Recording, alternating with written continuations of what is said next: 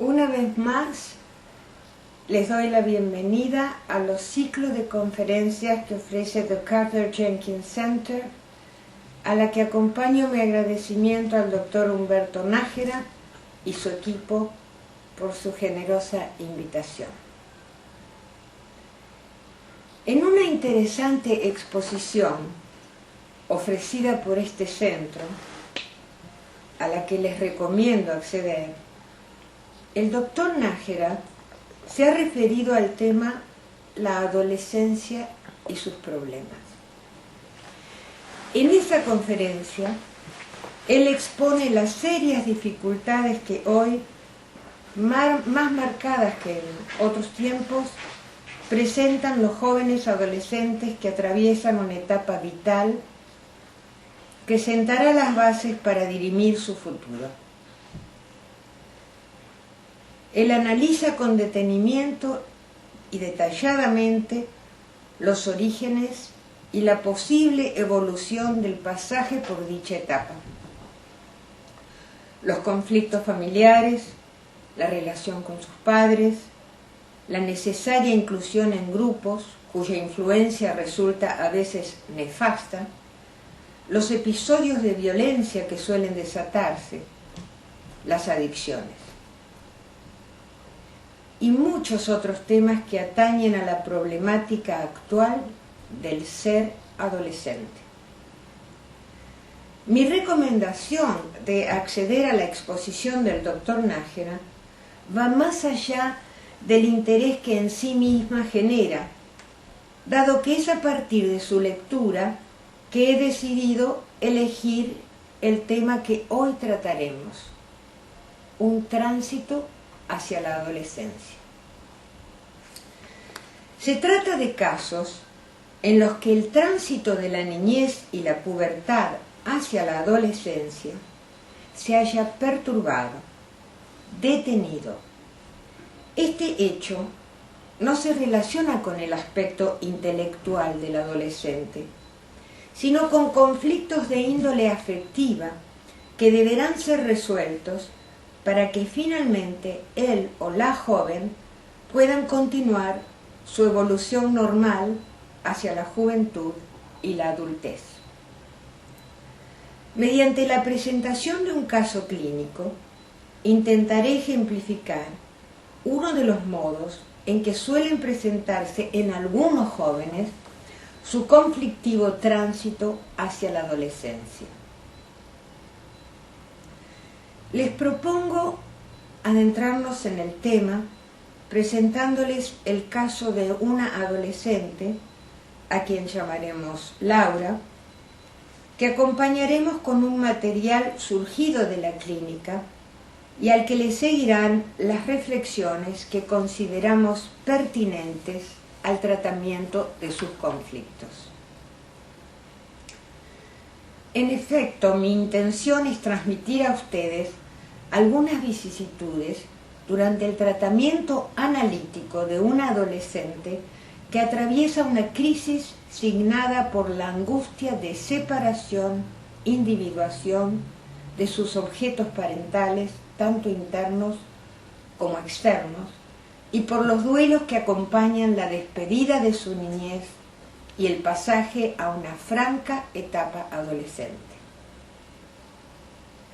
Ejemplificaremos sus tardíos intentos de salida a un mundo exogámico, propiciadores de su crecimiento y evolución, y los vaivenes de la coexistencia de sus conflictos narcisistas y edípicos que signan su presente, en tanto intenta luchar por un futuro abierto a su transición deseada y a la vez temida, hacia el forjamiento de su identidad, la transformación de su sexualidad, que es aún de carácter infantil, y la posibilidad de proyectar su futura participación en el mundo de los jóvenes adultos. A la exposición del material clínico, al que otorgamos un lugar destacado, le seguirá un comentario a modo de análisis teórico y, para finalizar, los comentarios que nos han surgido de la contrastación de este caso con la detallada descripción del doctor Nájera en su exposición acerca de la adolescencia y sus problemas. Voy a leer algunos datos del caso clínico, siempre teniendo en cuenta que los datos han sido de algún modo cambiados lo suficientemente como para que la paciente no sea individualizada, pero no al extremo tal de que se pierda la esencia de los conceptos que queremos tratar. A fines de marzo de 1994, los padres de Laura, de 18 años, que cursa el último año del colegio secundario, acuden a mi consulta. La derivación proviene de la ex analista del padre, de 47 años, pequeño empresario. Su mujer, la mamá de Laura, es profesional. De aspecto agradable, ambos se muestran espontáneos y bien dispuestos a ayudar a Laura, tal como hacen con su otra hija, Romina, de 21 años, estudiante de Ciencias Económicas, quien consulta a una terapeuta desde hace 2 años. Dicen que Romina, la hermana de Laura, es, en palabras de ellos, adecuadamente frívola. En tanto que Laura siempre tuvo dificultades para conectarse socialmente, nunca tuvo un grupo de amigos, ni una amiga íntima, no sale, no se divierte. La notan angustiada. Temen que esto que ellos piensan que es una crisis adolescente, en la que influye la finalización de sus estudios secundarios, continúe así y no se resuelva. Laura, afirman sus padres, tiene, en sus palabras, características de ser muy rígida, muy estructurada y de repente apagada, ahora más que en otras ocasiones, dicen. Tienen también sus padres la sensación, en sus palabras, de que algo se está perdiendo de disfrutar, tal como ellos perdieron disfrutar su adolescencia. Según sus padres, Laura fue la que menos trabajo dio, la beba perfecta. Ella es, dicen, amorosa, cariñosa, buena de corazón, y cuando se le pide algo, difícilmente diga que no. Es, palabras de los padres, la que uno piensa que en nuestra vejez será quien nos va a alcanzar la tacita de té. Es buena estudiante y muy de estar en familia. Agregan, ella transgrede a su manera. Tuvo enuresis hasta los 7 años. El síntoma desapareció luego de una consulta con un analista, ya que, dicen, bajó el nivel de nuestra ansiedad. Y agregan, se trataba de algo que tenía que ver con la sexualidad. Sobre este tema, sus padres dicen que en la familia, en palabras de ellos, se accede a él, se bromea, se habla, se vive con naturalidad, se llega hasta el pudor, aunque piensan que es un tema difícil para Laura. Veamos la primera entrevista. Pocos días después, en nuestro primer encuentro, Laura, pequeña de estatura, de lindas facciones, se muestra muy espontánea y comunicativa. Me tutea. Dice estar deprimida desde su último cumpleaños y sobre todo después de un viaje que realizó con sus compañeros de estudio. Hay un antes y después del viaje, dice. Llora a menudo sin motivo aparente, se siente mal, y duda acerca de su interés y su capacidad para iniciar y sostener un proyecto de estudios universitarios. Con un discurso aniñado, en el que prima el nosotros siempre sobre el yo, cuenta minuciosamente y mediante una sorprendente catarata de palabras las vicisitudes económicas y afectivas que acompañaron su decisión de realizar un viaje tan deseado por ella. Temía mucho extrañar a la familia.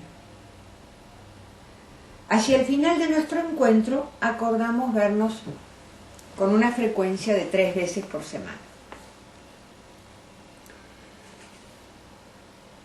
Vamos ahora a los comienzos del tratamiento. Sin indicación alguna de mi parte, y a partir de nuestro segundo encuentro, Laura, quizás llevada por los dichos del padre, que era una terapeuta y su hermana también acude a terapia, se reclina sobre el diván. Se suceden entonces sesiones en las que escucho su discurso verborrágico de estilo narrativo, cerrado y sobre todo quejoso. Su detallismo es obsesivo. Permito que se explaye a su gusto, haciendo pocas intervenciones sobre el material que aporta, sin demasiada convicción de que haya escuchado mis palabras. Sus sesiones constituyen lo que podríamos llamar su campo de juego, su particular modo de estar a solas conmigo, su uso del objeto. Con el transcurrir del tiempo, superada esta, lo que yo llamo fase de anidamiento del proceso analítico, ella puede comenzar a interesarse por mis comentarios y a escucharme con mayor atención. Me cuesta mucho pensarla como a una adolescente de 18 años, puesto que todo el material que surge de las sesiones pareciera provenir de una niñita a quien le es indispensable la presencia y atención permanente de sus papás, como los llama, del estar juntos en familia, como ella misma dice. Aún dentro de su casa, se angustia por la posibilidad de que alguien extraño pudiera entrar por la noche a asaltarlos, a atacarlos. Los 4 miembros de esta familia parecen integrar una compacta célula narcisista que extiende sus pseudopodios al mundo externo y mantienen una aparente conexión y convivencia con el afuera. Es la familia la que todo debe proveer. Las figuras de una madre algo distante y un padre de características infantiles, aunque ambos muy preocupados por sus hijas, comienzan a recortarse en los relatos de Laura y en sus permanentes reclamos, particularmente hacia su padre, a quien, ocupado en sus tareas, hace largos y llorosos planteos exigiendo más tiempo y atención.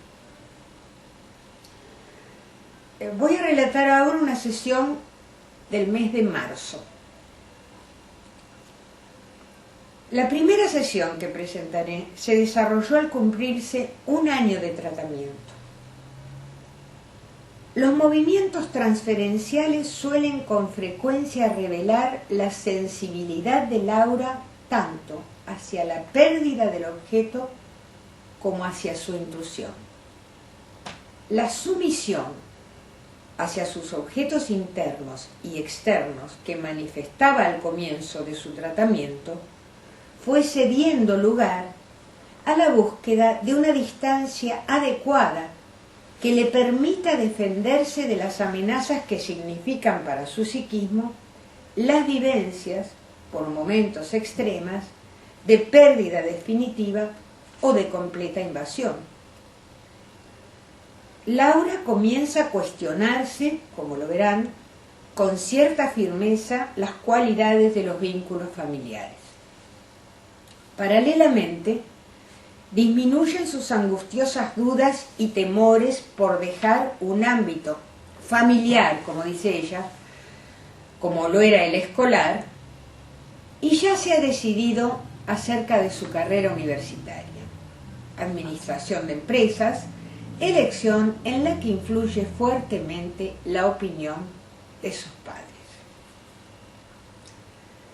Escuchemos su discurso con atención, porque es un discurso muy rico que da lugar a interpretaciones interesantes.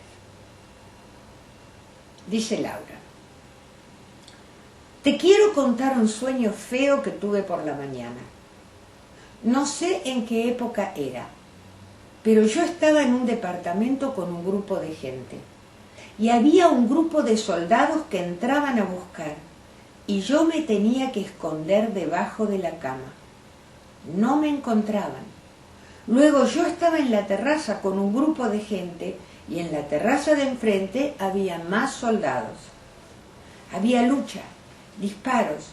Ellos tenían más armamentos y nosotros nos defendíamos como podíamos.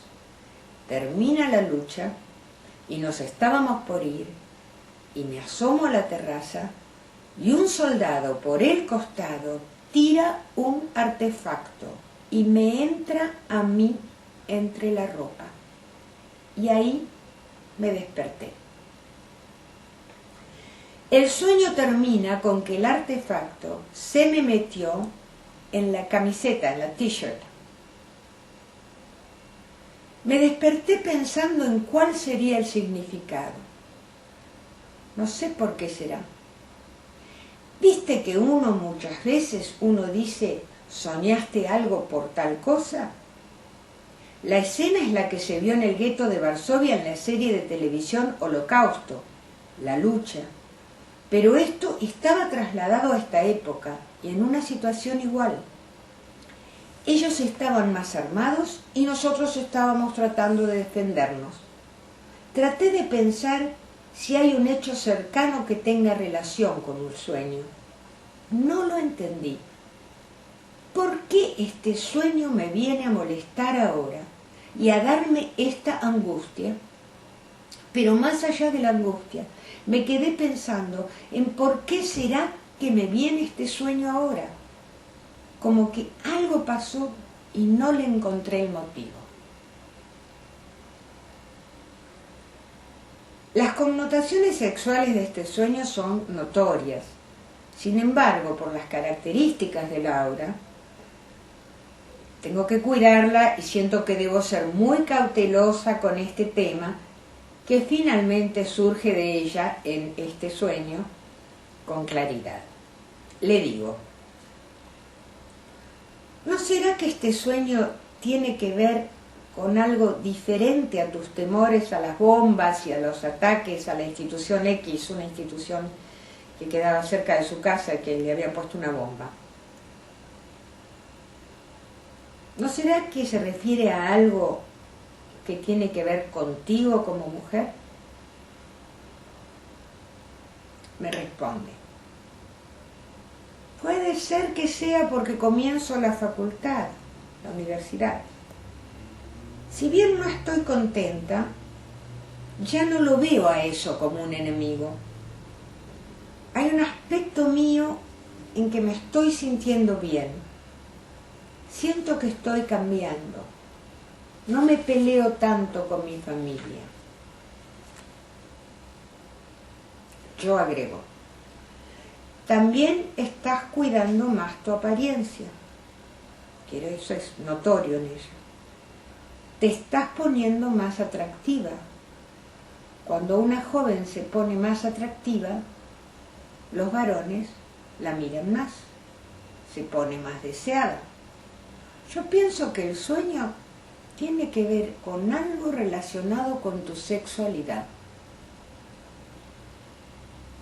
Me contesta, no sé qué tiene que ver eso con una situación de peligro. Y yo agrego, justamente es eso lo que me parece, que tú relacionas lo sexual con situaciones de peligro. Lo sexual como algo peligroso. Piensa y me contesta, no sé si peligroso. Peligroso no, nervioso. Pero el sueño era sobre una situación que viví como algo de lo que no podía escapar. Le contesto, tampoco se puede escapar de crecer. Crecer es dejar de ser pequeña y hacer cosas de grande, como tener novio, por ejemplo. Qué nerviosismo, ¿verdad? Me dice, y pensar en estar a solas con un chico haciendo algo me provoca nervios, no saber qué hacer, vergüenza. El peligro es que se me acerque alguien y me obligue a hacer lo que no quiero. Si yo lo elijo, no es peligro, sino nervios de una situación nueva. Le contesto, ¿y quién, por ejemplo, te podría obligar? Y me dice, quizás si una lleva ropa provocativa, quizás si el chico está borracho o no, o es un demente. Lo que yo haga lo voy a hacer por elección y con quien elija. Le digo, ¿serán solo temores de que algo te suceda o también deseos de que algo te suceda? Es la primera vez que hablamos de este tema. Me dice, yo tengo ganas de que la gente nueva me conozca más linda. Tengo el objetivo de conocer una persona, ganas de tener un novio, de salir, de charlar, tener una relación con alguien. A mis papás les cuesta mucho pensar que una hija tenga relaciones sexuales. Nunca nos sentamos todos a tratar seriamente del tema, pero creo que quedó librado a la decisión de cada una. Ahora te puedo decir que quizás esperaría hasta el casamiento y quizás no. Depende de la persona y de las ganas que tenga, pero sería porque a la otra persona la quiero. Si no tuviera relaciones hasta el casamiento, no me sentiría una ET, una extraterrestre. Veremos. Me acuerdo que cuando yo era una niña y la gente se separaba, yo pensaba, ¿pero cómo? Si se quieren tanto. Me costaba creer que dejaban de quererse y que eso trae mucho sufrimiento para ellos y para los hijos. En un principio tenía miedo que eso pasara con mis papás, por las malas contestaciones y por las discusiones, pero después vi que se querían a pesar de que discutían, y entonces me tranquilizaba. Ellos se iban a su habitación y ahí se arreglaban sus cosas. Le digo, ¿eso te tranquilizaba o te intranquilizaba? Hace un silencio largo y me dice, bueno, hubo una época que yo me ponía loca, que quizás ellos estaban en la habitación teniendo relaciones, la puerta estaba cerrada, que si no estaba siempre abierta, y yo trataba de imaginarme qué pasaba. Quizás me daba celos, no sé, y quizás en ese momento sentía dolor de panza y yo llamaba y llamaba y ellos no me escuchaban. Yo, por algún motivo, siempre llamaba. Le comento, ¡qué rabia! Y me dice, de inmediato, casi sobreponiéndose a mi comentario, sí, mucha rabia.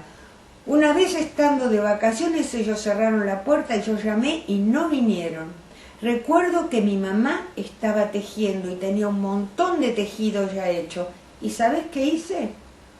agarré una tijera y le corté todo el tejido. Con mi mamá me duró más tiempo la rabia, porque aparte yo quería hacer que ella soltara el cigarrillo, dejara de fumar, ¿no? Después, cuando era más grande, me dejé de preocupar por la puerta. Le comento. Me parece que lo que tú querías era que tu mamá lo soltara a tu papá. Estoy pensando que ese mismo tipo de rabia suele sentirlo ahora, cuando se fueron juntos de viaje, en diciembre, por ejemplo, ya con ella de 18 años. Hace silencio. Pero aparte de todo lo que hablamos acá, lo de mi enojo por su viaje de diciembre estaba bastante influido por muchas otras cosas, que se gastan el dinero en ellos, por ejemplo. Pero después se fueron y estuve lo más bien. El que se preocupó fue mi papá todo el tiempo con la preocupación de saber qué hacemos nosotras. Es un tonto, si yo estoy en Europa disfruto. Yo me fui de viaje y disfruté. Si iba a sufrir no iba. Por eso me fui solo 15 días. Yo sentía que no iba a poder soportar un viaje más largo. Vayamos ahora, después de unos meses, a una sesión de diciembre del mismo año. Al pasar de estos meses, Laura comienza a salir, por primera vez, a salir los fines de semana con una amiga, a los 18 años. No está conforme con su elección universitaria, que ha sido inducida por los padres. En este sentido, ha sido un año muy difícil, muy angustiante para ella, con alternantes estados depresivos. Ella se plantea seriamente cambiar de facultad, de carrera universitaria, y tiene en mente elegir una nueva carrera, pero esta vez de orientación humanística, oponiéndose a la tarea que sus padres desearían para ella. Hecho que se concretará con el tiempo, a pesar de la presión que ejercen sus padres en contra de esta elección. En el momento en que transcurre la siguiente sesión, Laura no se ha animado aún a tomar una decisión definitiva acerca de este cambio. Escuchémosla. El sábado mi hermana estaba muy molesta con mis papás. Mi abuela tuvo un accidente y se cayó, y tiene muchas exigencias hacia mi papá. Eso lo pone muy mal. Y la toma a mi hermana como si fuera su terapeuta. Y ella no lo soportó. Ya estamos un poco cansadas. A mí creo que me afectó un poco menos. Casi te quito el lugar, porque estuve escuchando a mi hermana. Ella estaba muy enojada con mis padres. Romina le dijo a mi papá que no puede ser, que él descarga todo en casa por culpa de su mamá y de su hermano. Busca contención en nosotras dos, en las hermanas. Romina se puso a llorar y entonces aparecí yo como la hermana salvadora. La llevé a su habitación y, ¡oh casualidad!, lo que me dijo son cosas parecidas a lo que yo hablo acá 2 de cada 3 sesiones. Que ella pide contención y ellos no la dan. Ella dice que nos reprimen los sentimientos.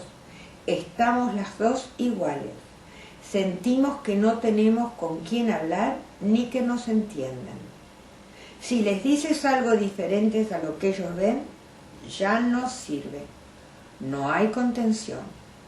En cambio a mi papá hay que sostenerlo, hay que escucharlo, hay que aconsejarlo.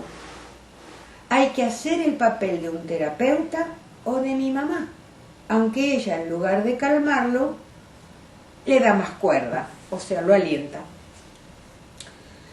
Si bien lo mínimo lo tenemos de ellas, lo que Romina y yo tenemos en común es no tener con quién sentarse a hablar ni pedir un consejo. Ahora, Que te escuchen o que traten de ver las cosas de otra forma, ya eso en mi casa no se puede. Eso sí, cuando quieren que los escuches, entonces sí, te sientan ahí y hay que escuchar. Dijeron que se iban solos al shopping center el domingo y yo me dije, ¡aleluya! Pero llamó mi tío y nos dejó dicho que mi papá lo llamara a la noche. Cuando llegó mi papá se lo comenté y ¿sabes qué dijo? ¿Por qué no lo llamas tú o Romina y le dicen que me duele la cabeza? Entonces ahí nos rebelamos. Que me ponga a mí a decir mentiritas por teléfono, meternos en el medio para protegerse él. Nosotras no lo llamamos. Al final lo llamó mi mamá. Yo no me quería meter y no me metí. No me metí y no dejé que me metieran, porque mi papá es así. Ahora estoy más convencida de que el problema no es solo mío. De acuerdo, yo tengo mi problema y por eso vengo acá. Pero me doy cuenta que mi hermana siente lo mismo. Ya sé que suena feo, pero es bueno que se den cuenta de que por un lado está el ejército de las hermanas y por otro el de los padres. Aquí Laura se refiere a una de mis posteriores interpretaciones de su sueño mencionado en la sesión de marzo del sueño de los ejércitos y de los soldados. Y sigue. Pero ahora sé que no soy la única que tiene el problema, porque mi hermana dijo, acá no tengo con quién hablar. Creo que las dos sentimos que necesitamos separarnos, despegarnos, pero en este momento, más que por crecer, es porque mis papás están insoportables. Por un lado, yo sé que voy a crecer, porque vengo acá y hablamos de eso, y yo me doy cuenta de lo que hablamos y del crecimiento. Pero ahora lo bien consciente es que a mis padres no los soporto más. Hasta hace 6 meses yo te contaba cómo funcionaba la familia, ¿verdad? Todo armonía, todos juntos, todos así, todos asá. ¿Te cuento lo que pasó el otro día? Íbamos a comer y yo empecé a prepararme mi ensalada. Y viene mi papá y me pregunta qué estaba haciendo. Y le dije que me estaba preparando una ensalada para mí y se enojó mucho. Y mira lo que me dice. ¿Cómo vas a hacer una ensalada para ti? Haz una ensalada para todos. Nosotros somos una familia. Yo no le dije nada, pero pensé, este está loco porque mira con lo que sale. Yo le contesto, ¿estaría prohibido o penalizado ser individual, ser personal? El problema sería ser grande, tener cosas propias y vivir cosas propias. Me dice, mira, te doy un ejemplo. Si ellos trabajan y son los que traen el dinero y tú con eso comes, entonces tú tienes que participar en todo y no te puedes separar. No tienen en cuenta lo de cada uno. Por ejemplo, mi mamá cuando hace las compras generales en el supermercado no tiene en cuenta que hay una de nosotras que no come pescado. Hace años que ocurre esto y todavía no lo tiene incorporado. ¿Y eso qué es? Le contesto, ¿quieres decir que no hay permiso para pensar diferente? ¿Para ser diferente? Me dice, parecería que eso es lo que ellos pretenden. Le digo, ¿y tú? Me dice, y yo pienso que en algún momento voy a lograr independizarme y separarme, comenzar ese proceso. Le digo, lo que estuvimos viendo aquí es que hasta ahora te encontrabas bastante pendiente de la ensalada familiar, una única ensalada para todos. Tu propia ensalada más recortada de la familia más individual, con tus propios condimentos, no había aparecido todavía con claridad. Pero creo que te estás dando cuenta de que, tal como con la ensalada, no hay solo una única vida, la familiar, para todos. Que eso es un poco loco. Que además de la vida familiar, cada uno tiene también una vida propia, individual. Y que llegado el momento, cada uno debería prepararse su propia ensalada. Y muchos de los condimentos se encuentran fuera de lo familiar.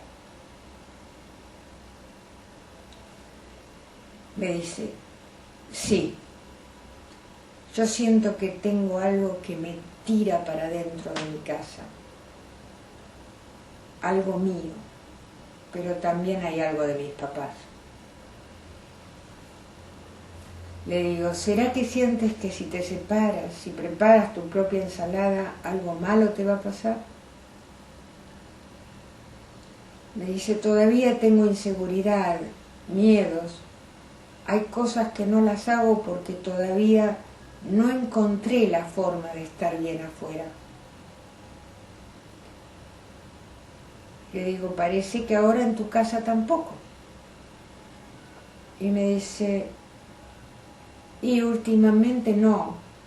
Yo sé que aparte de mis papás hay cosas que son puramente mías, pero todavía no encontré algo afuera.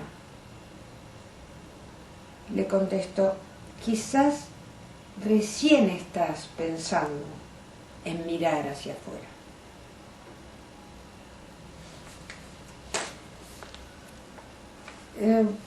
Voy a referirme ahora a algunas reflexiones teóricas desde el punto de vista psicoanalítico acerca de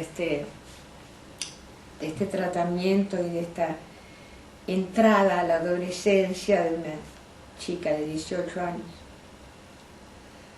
La aproximación a la conflictiva adolescente requiere un enfoque particular que, tal como sabemos, suele relacionarse con las técnicas recomendadas para el tratamiento de pacientes que presentan una patología denominada estados límite.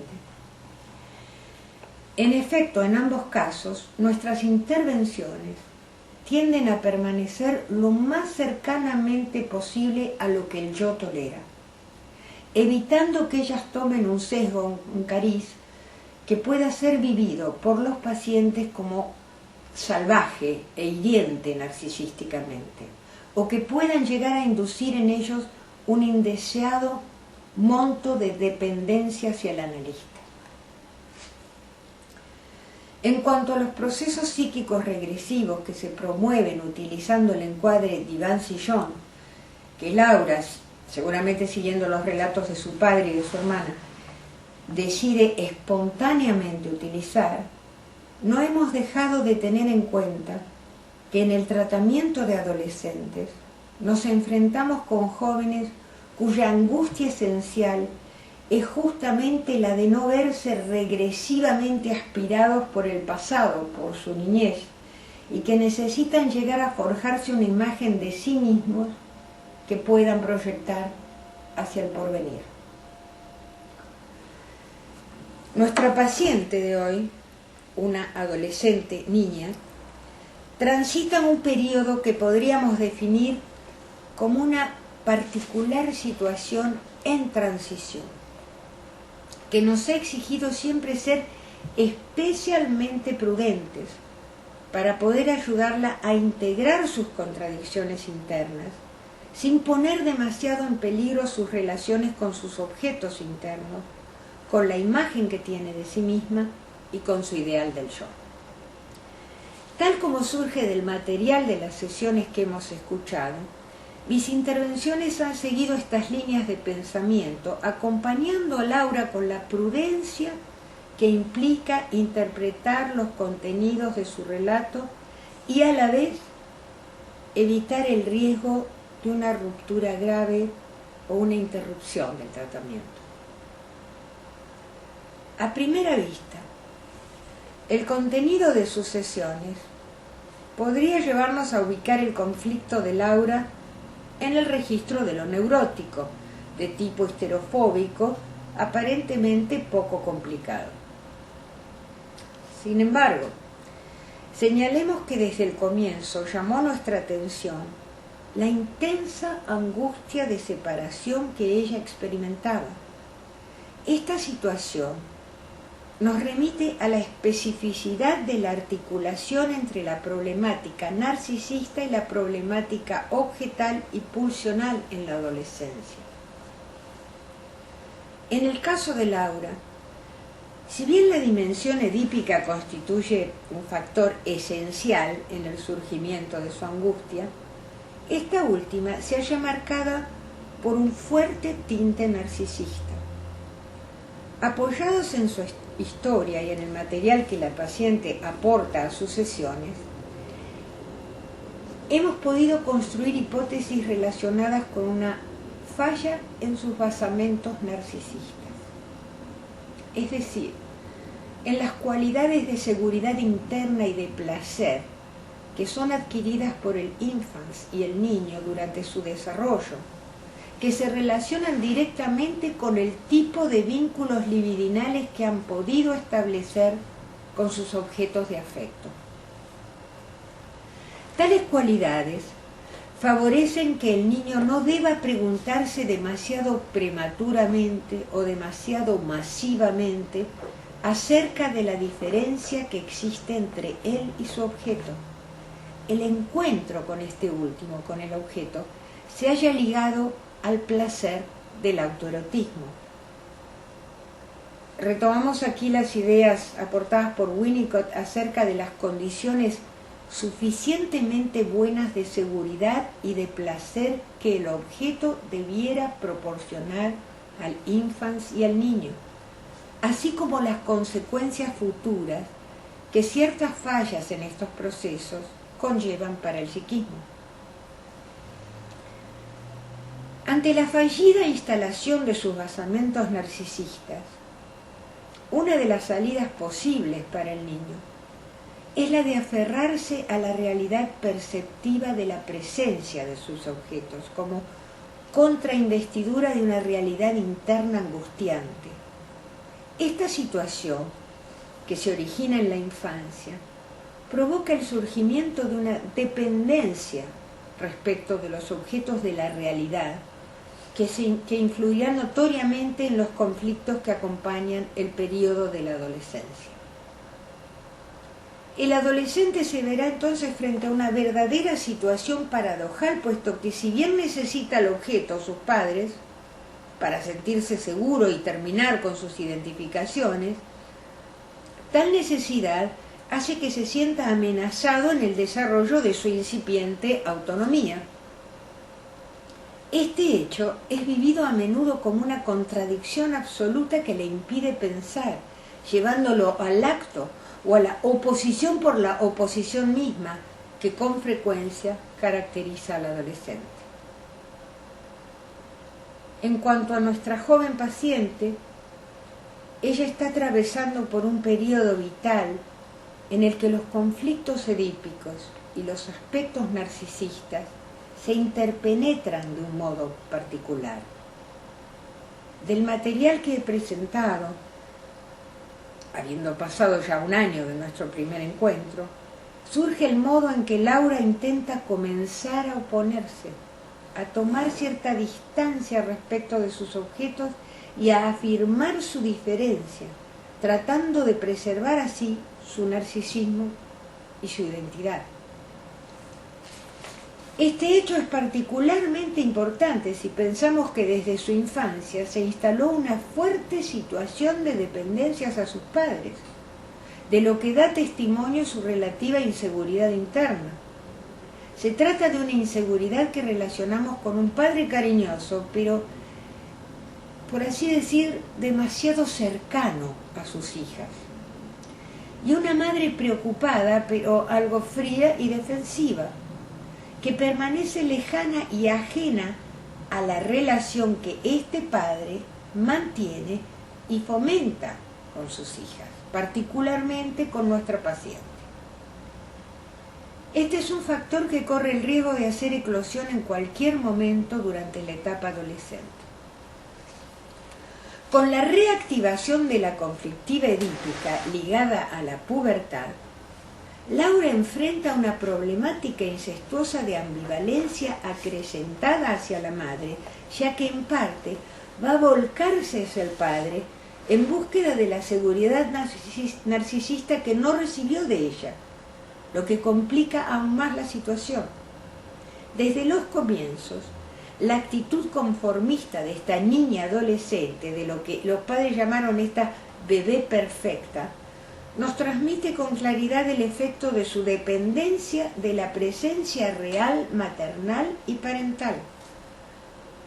Para contrainvestir sus estados de angustia, para defenderse de esos estados, Laura se ha construido en el deseo de gustarle al otro, a sus objetos parentales, hecho que dificulta obviamente el momento de su entrada a la adolescencia. El mínimo conflicto, aun si en apariencia es banal, es narcisísticamente vivido como dramático. El modo en que Laura puede tramitar esta situación se manifiesta en una suerte de histerización, de dramatización de las separaciones, tal como ocurrió en el momento en que sus padres decidieron emprender un viaje juntos, sin las hijas. La enuresis de Laura, síntoma por el cual los padres relatan haber acudido a una consulta durante su niñez, es un antecedente de estas situaciones y da cuenta de su dependencia cargada de excitación respecto de sus objetos de la realidad externa y de su inseguridad interna.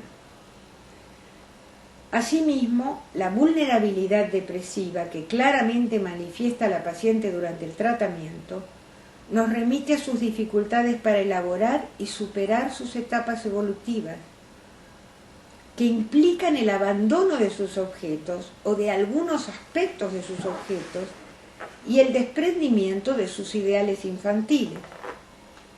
Movimientos psíquicos que acompañan de un significado, de un sentimiento significativo de pérdida, tanto para su mundo interno como externo.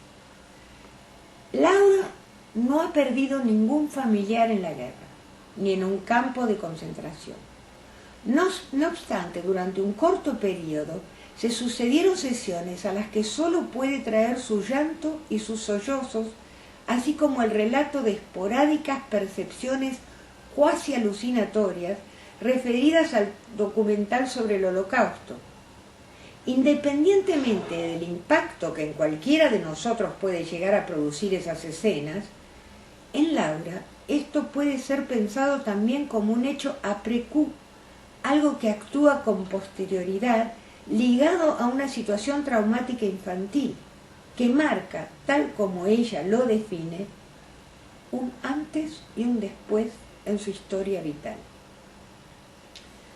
Nuestra hipótesis ha sido la de relacionar este hecho con la reactualización en Laura de una impactante escena primaria, sin que dejemos de tener en cuenta naturalmente ciertos elementos de la realidad externa que parecen pesar sobre ella. El relativo espectáculo de la intimidad conyugal que pudieron haber ofrecido sus padres. La niña Laura no puede ignorar lo que ocurre cuando sus padres se encierran en su habitación. Si bien no se trata de un hecho dramático, parece haber sido vivenciado como un forzamiento de la realidad no carente de cierta potencialidad, en la medida en que, en ese momento, pudo haber desbordado la elaboración del yo, provocando en parte un fracaso de la represión. Pensamos que esta realidad externa pudo haber producido una cierta efracción en la realidad interna de Laura, impidiéndole, en parte, constituir un espacio interno privado, protegido por la represión, en el cual sus deseos pudieran desarrollarse sin que esto tuviera algún tipo de resonancia en la realidad. En el momento de la adolescencia, este espacio interno, íntimo de Laura, no puede contener completamente los conflictos.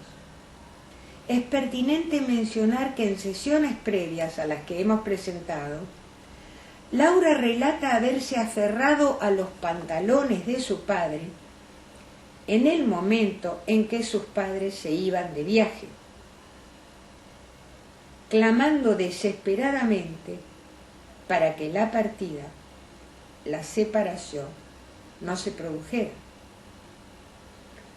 Una situación no dramática y bastante común en una niña de pocos años, pero francamente excesiva como reacción de una joven adolescente de ya 19 años para esa época. En su sueño de contenidos fóbicos, teñidos de cierto movimiento regresivo hacia lo más primitivo,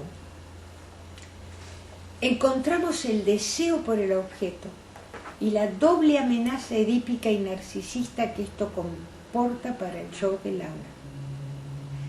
El hecho de que los contenidos fóbicos de sus sueños se hayan infiltrados de fantasías arcaicas regresivas en las que el deseo y el objeto se confunden, da testimonio de la pérdida provisoria del trabajo de delimitación mediante el cual el yo de Laura progresivamente se fue construyendo.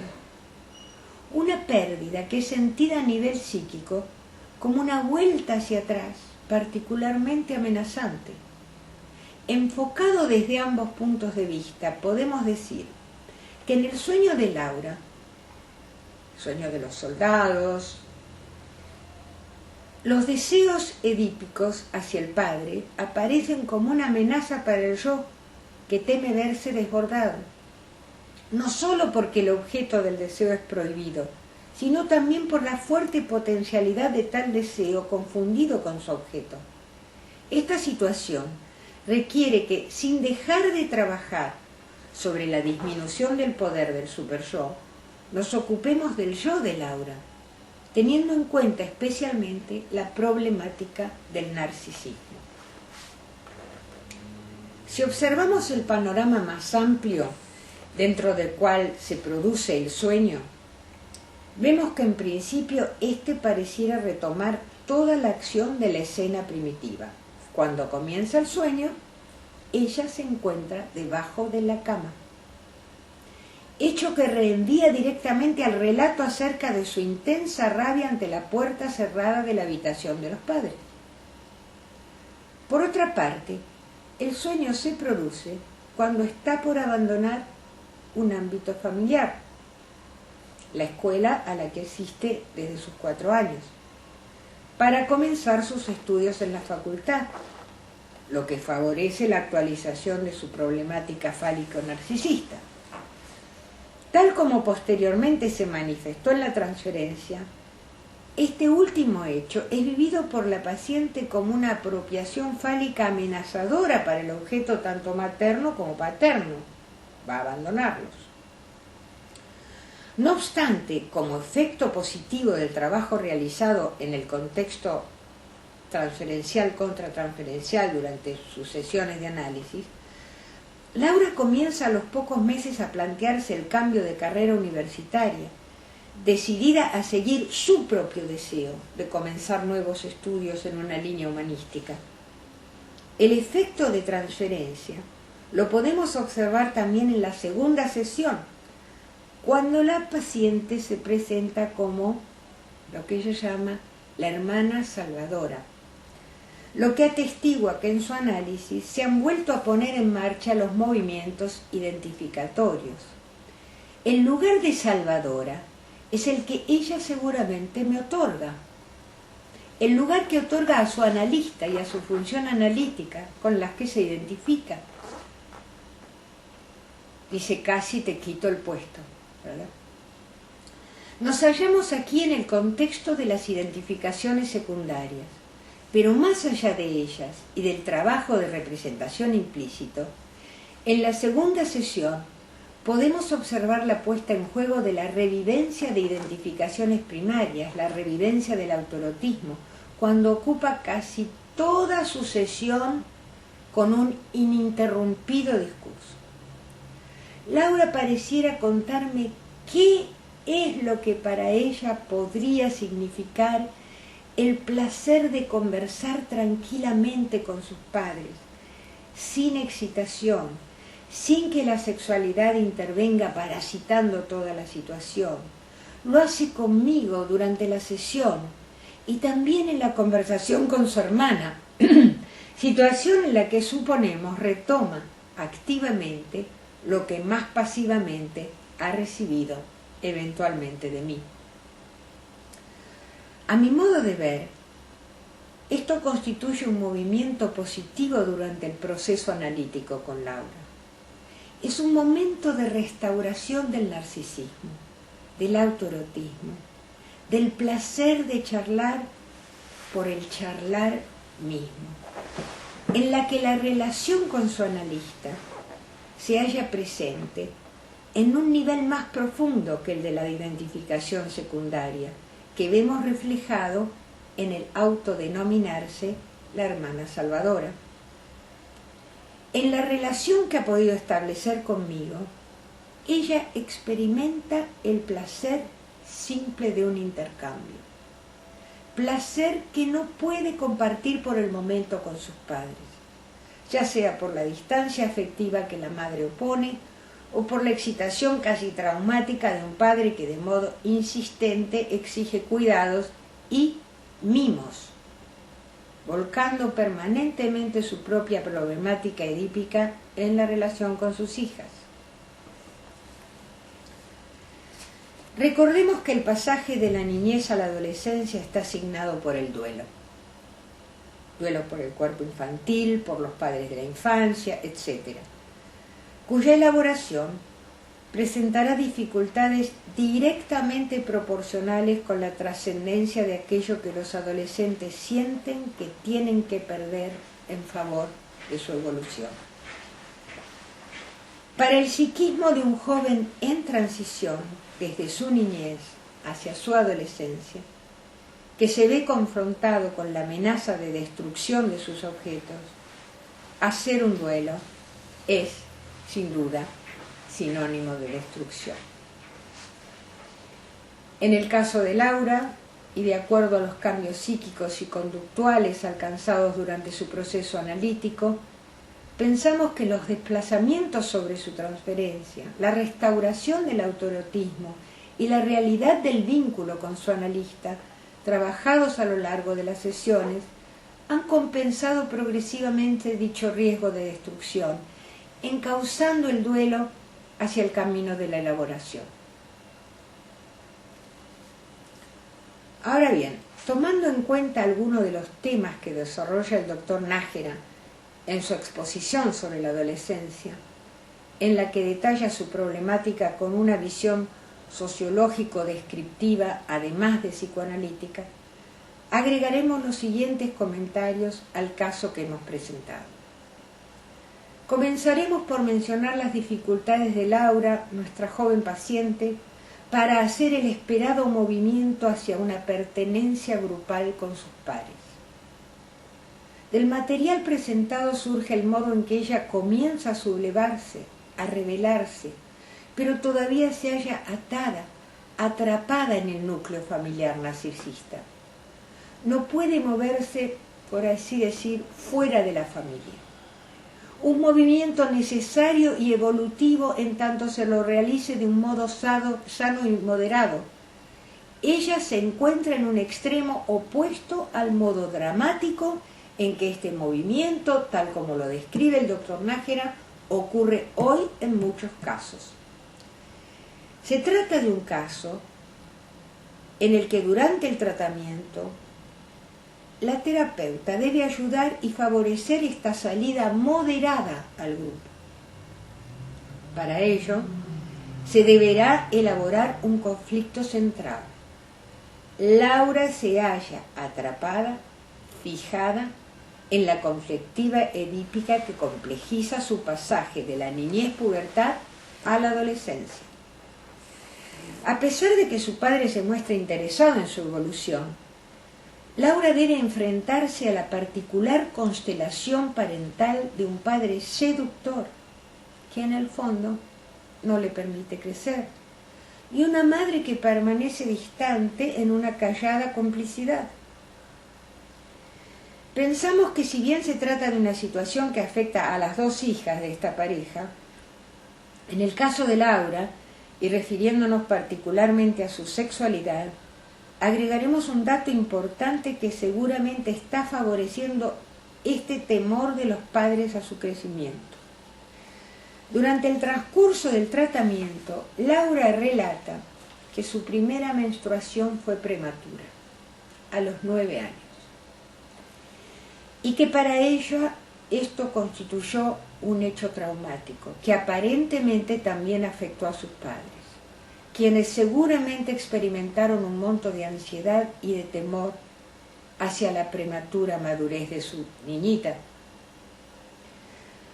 Laura sabe que necesita separarse de los padres para salir del periodo de detención en el que se encuentra, pero siente mucho temor.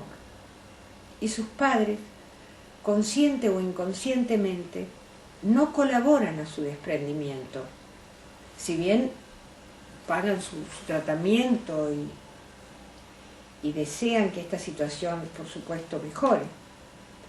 Sobre todo el padre, de características algo infantiles, quien, en este sentido, muestra ambivalencia y no puede evitar ciertas actitudes seductoras hacia sus hijas. Laura se coloca en un lugar que es el contrario a la postura omnisciente del adolescente común. Cree que no sabe nada de la vida y que no podrá aprender y crecer. Los padres favorecen la detención de Laura en este periodo de transición, proveyendo demasiado refugio, demasiado soporte, actuando más allá de lo que se espera de esa suerte de yo auxiliar que todo adolescente necesita. No se trata de padres indiferentes, sino todo lo contrario. Pero como hemos dicho, son ambivalentes y temerosos ante el crecimiento de sus hijas. Tal como hemos remarcado, la madre no interviene en la presión que inconscientemente ejerce el padre por mantener a Laura infantilizada. Si bien la joven paciente fue sumamente estimulada en el sentido de la instrucción de su mundo intelectual, es muy inteligente, no ocurrió lo mismo respecto de su crecimiento emocional. Al comienzo de su tratamiento surgen claramente sus dificultades para resolver el conflicto dependencia-independencia de los padres y de la familia. Se muestra pasiva. Su identidad es clara, se presenta como muy femenina, pero más como una niña que como una adolescente. No tiene bien definido su ser sí misma. Pareciera que es una solo en unión con su familia. Más allá de las características familiares, su menstruación prematura y su desarrollo físico prematuro, tal como lo hemos mencionado, fueron hechos traumáticos para Laura, que contribuyeron aún más a que se quedara fijada en su niñez, en lugar de evolucionar hacia el próximo paso de la vida, la etapa adolescente. Aunque fantasea con otros objetos exogámicos, comienza a fantasear, en realidad les teme y permanece aún atada a objetos incestuosos. No puede todavía unirse a una comunidad adolescente. Es recién en su terapia que comienza a reevaluar a sus padres, comienza a desidealizarlos. Puede comenzar a cuestionar a sus padres, pero todavía no logra separarse de ellos. Diríamos que está atravesando por una etapa de pubertad tardía. Pertenecer desde la edad de 3 años a una comunidad pequeña, como lo es su escuela, y el escaso núcleo familiar, no ayuda en esta tarea. La paciente teme dejar la protección de esa pequeña comunidad para entrar en una universidad con diversidad de población, con otros diferentes a su pequeña comunidad. Su tratamiento le ayuda a vencer sus temores y su intensa angustia y entra finalmente en el temido ámbito universitario. Junto con este paso que Laura consideraba crucial en su vida, durante el transcurso de su tratamiento comenzamos a ahondar cada vez más en la búsqueda de su autoconocimiento respecto a cuáles eran sus propios deseos, sus propias aspiraciones, aun si estos contrariaban las aspiraciones y los deseos familiares. Un interesante e intenso proceso terapéutico favoreció el desprendimiento de Laura de su tardío mundo puber hacia su franca entrada a una normalmente convulsionada etapa adolescente. Muchas gracias y hasta pronto.